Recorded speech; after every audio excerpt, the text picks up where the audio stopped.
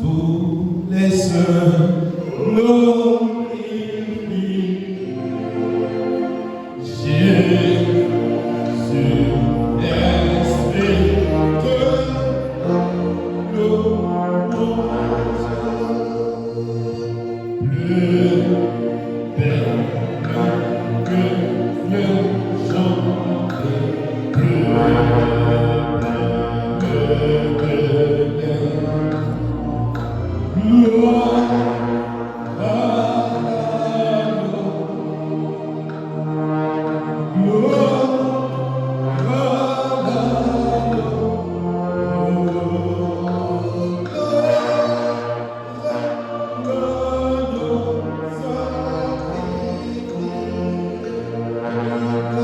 l'agneau, gloire à l'agneau,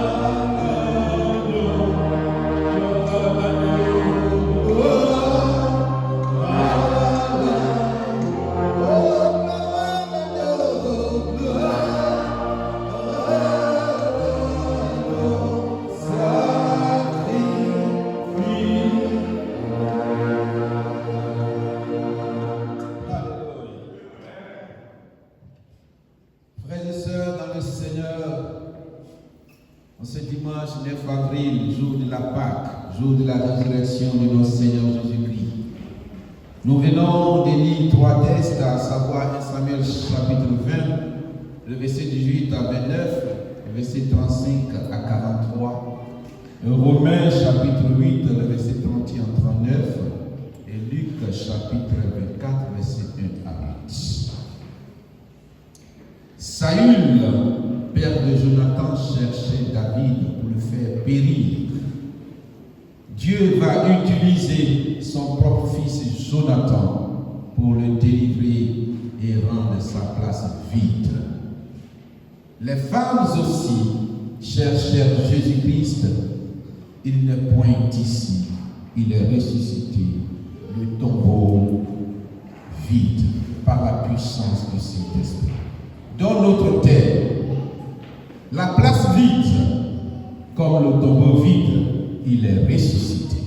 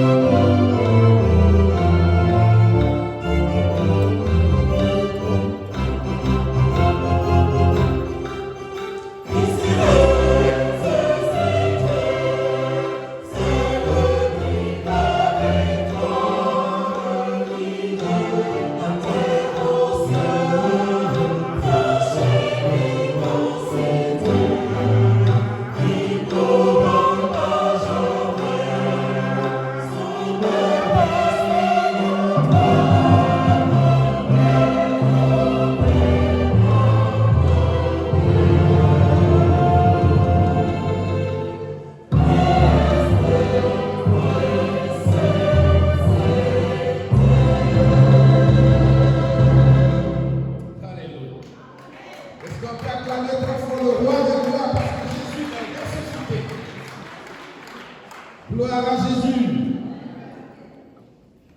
Dans nos versets de méditation, j'en ai choisi 2 pour nous. 1 Samuel chapitre 20, le verset 25 qui dit ceci. Le roi s'assit comme à l'ordinaire sur son siège contre la paroi. Jonathan se leva et Abner s'assit à côté de Saül. Mais la place de David resta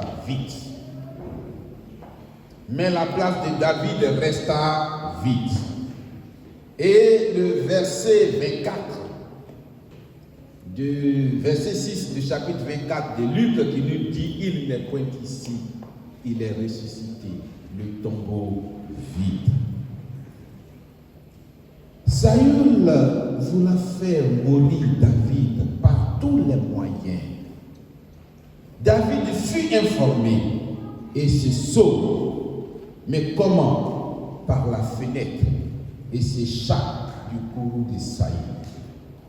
Pour atteindre son but, Saül avait choisi la nouvelle lune.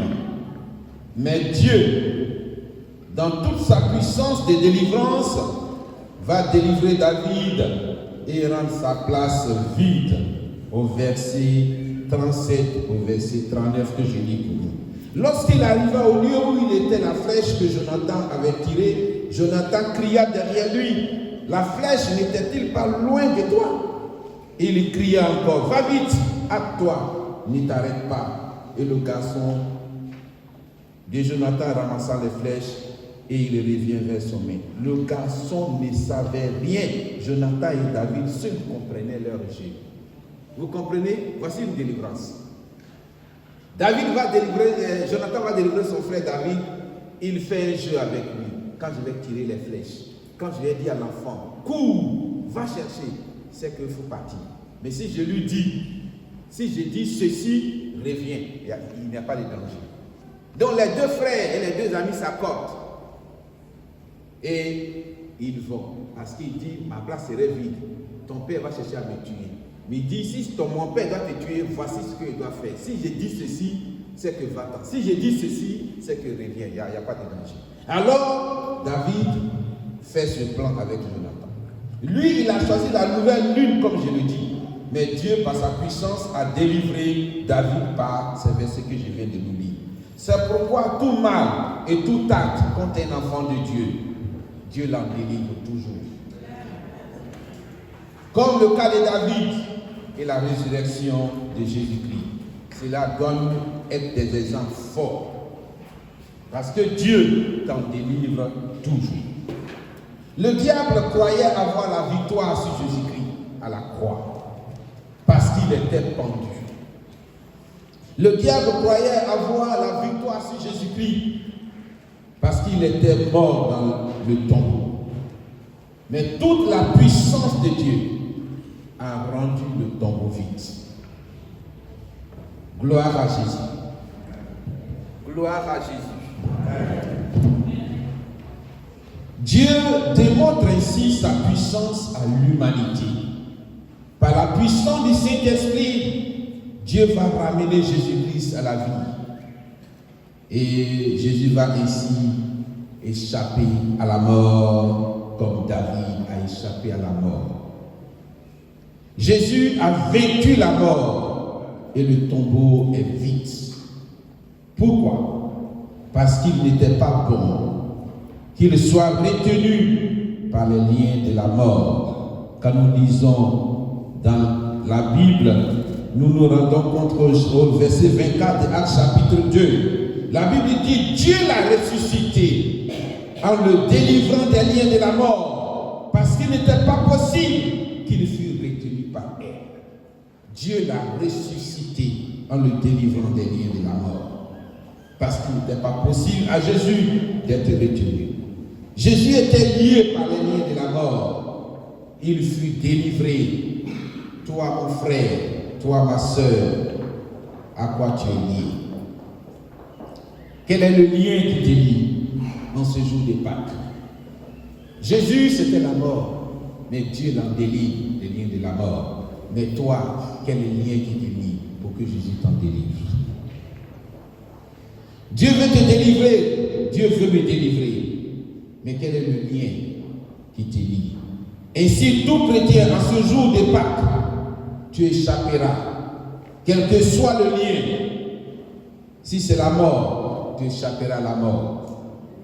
Quel que soit le lien, tu échapperas. Que ce soit la mort physique, que ce soit la mort spirituelle, tu échapperas à la mort. Même si les gens cherchent à te faire mourir, comme Saül voulait faire mourir David, comme les Juifs voulaient faire mourir Jésus, mais toi, tu vaincras et tu échapperas au nom de Jésus. Parce que la Pâque, c'est la délivrance. Parce que la Pâque, c'est la résurrection. Et tu seras délivré et tu seras ressuscité avec Jésus-Christ. Dis Amen avec moi. Pourquoi? Romains chapitre 8, le verset 30 et au verset 39 nous dit, personne ne peut s'opposer et résister à la puissance de Dieu. Car Dieu a ressuscité Jésus-Christ et a rendu le tombeau vide par sa puissance. Le fait que Jésus-Christ soit livré pour toi et pour moi, le fait que Jésus-Christ soit cloué à la croix pour toi et pour moi, le fait que Jésus-Christ soit mort à la croix pour toi et pour moi, et le fait que Jésus-Christ soit ressuscité en ce jour de Pâques, frères et sœurs dans le Seigneur, si tu as été livré, si tu es malade, si tu es découragé, si tu es troublé par les événements de la vie en ce jour de Pâques, reçois la victoire par la résurrection de Jésus. Notre Seigneur Jésus-Christ est ressuscité. Alors tu as la victoire sur la maladie. Notre Seigneur Jésus-Christ est ressuscité. Alors tu as la victoire sur l'échec. Notre Seigneur Jésus-Christ est ressuscité. Alors tu as la victoire sur tout ce qui mine ta vie. Notre Seigneur Jésus-Christ est ressuscité. Alors tu as la victoire sur la tristesse. Notre Seigneur Jésus-Christ est ressuscité. Alors tu as la victoire au nom de Jésus-Christ. Alléluia. Répète après moi. J'ai la victoire sur la mort. C'est pas, ne parle pas, ne me parle pas. J'ai dit, dis, j'ai la victoire sur la mort. J'ai la victoire sur le péché. J'ai la victoire sur la méchanceté. J'ai la victoire sur la maladie. J'ai la victoire sur l'échec. Car Jésus est ressuscité. Et je suis ressuscité avec Jésus. Victoire! Victoire! Victoire! Oui, frères et sœurs dans le Seigneur, personne ne peut t'accuser. Personne ne peut te condamner. Car le Fils de l'homme, le Fils cher à Dieu, Jésus-Christ est mort. Et bien plus, il est ressuscité. Il a pris tout ce qui était une condamnation pour toi à la croix. Alors il te justifie. Il intercède pour nous. Alléluia.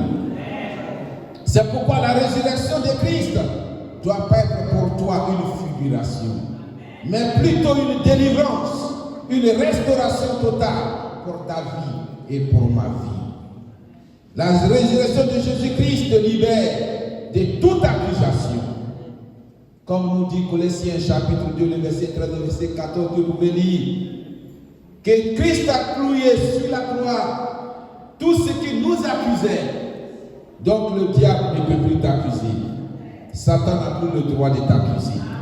Alors si Jésus te délivre, si Jésus te libère, que peut te faire les tribulations?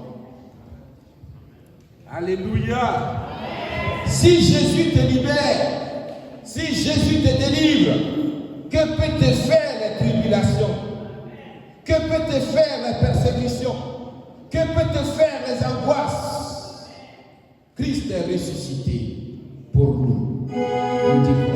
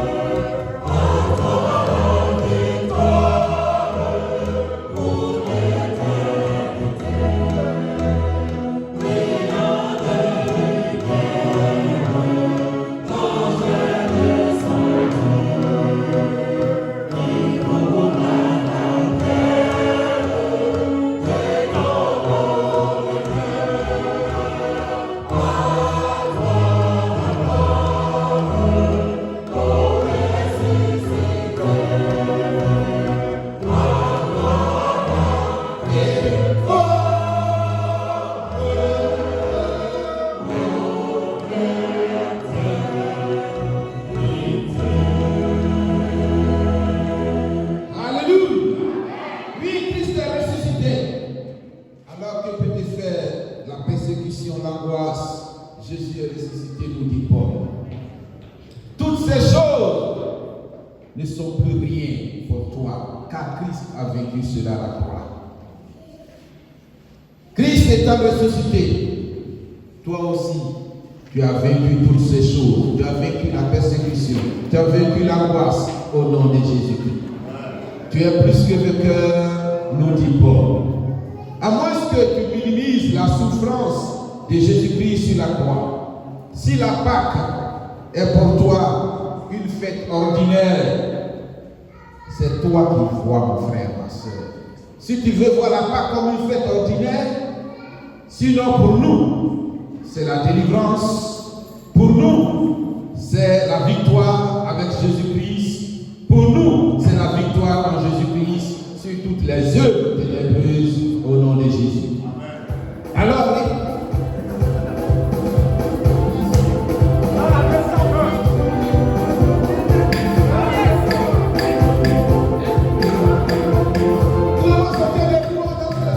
Gloire à Dieu, Seigneur.